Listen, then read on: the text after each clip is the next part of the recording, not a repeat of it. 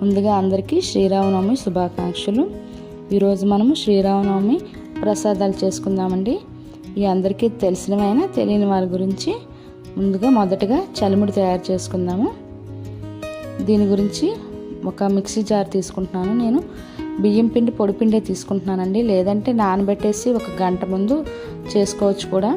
దీనికి నేను half bowl కూడా కాదండి, అంటే ఫుల్ బౌలు బియ్యం పిండికి పావు వంతు బెల్లం యాడ్ చేసుకున్నాను. 2 యాలకులు యాడ్ చేసుకొని మిక్సీ వేసుకుందాము.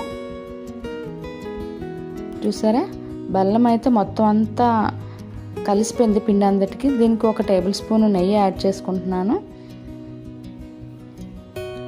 సో ఇప్పుడు చూసారా, మీకు ముద్దగా అయ్యింది. మనకి వండ చలిమిడిలా వచ్చేంత వరకు కొంచెం చూసుకుంటూ వాటర్ యాడ్ చేసుకోవాలండి, లేదా కొంచెం పాలైనా యాడ్ చేసుకోవచ్చు, పచ్చిపాలు. నేనైతే వాటర్ యాడ్ చేసుకుంటున్నాను అనమాట. ఇప్పుడు ఈ పిండి అంతటికి ఒక గిన్నెలోకి తీసేసుకుంటున్నాను చలిమిడి ముద్దను తయారు చేసుకోవడానికి. చూసుకుంటూ యాడ్ చేసుకుంటే సరిపోతుంది, వాటర్ ఎక్కువ అవసరం లేదు. ఇలా మొత్తం మనం చలిమిడి కలిపేసి పెట్టేసుకోవడమేనండి. దేవుడికైతే మాత్రం ఇలా తడిపిండితోనే చేస్తామన్నమాట, లేదా పొడిపిండితో. దీన్ని ఇప్పుడు మనం ప్రసాదం తీసి పక్కన పెట్టుకుందాం.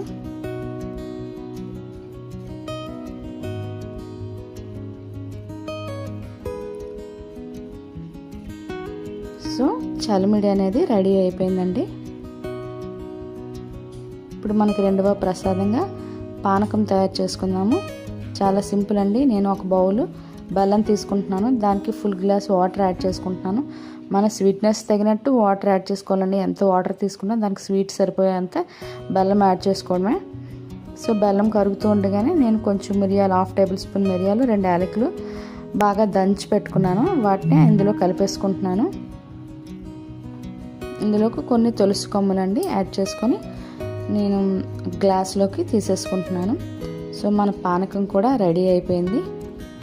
ఇప్పుడు వడపప్పు, ఇది చాలా సింపుల్ ఏనండి. ముందుగా పెసరపప్పు తీసుకొని ఒక 10 మినిట్స్ లేదా 15 మినిట్స్ నానబెట్టుకుంటే వాటర్ వేసి సరిపోతుందండి. పెసరపప్పు తొందరగా నానిపోతుంది. ఇప్పుడు దీన్ని ఇంక అంతేనండి, మనం కడిగేసి పెసరపప్పుని సర్వింగ్ బౌల్లోకి తీసేసుకోవడమే.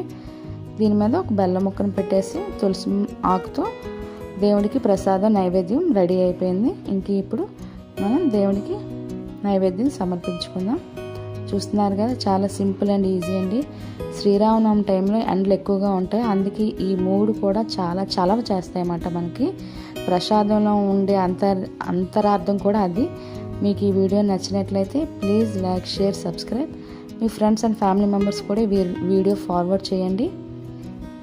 కింద బెల్ బటన్ టచ్ చేసినట్లయితే ప్రతి నా వీడియో మీకు నోటిఫికేషన్ కింద వస్తుంది.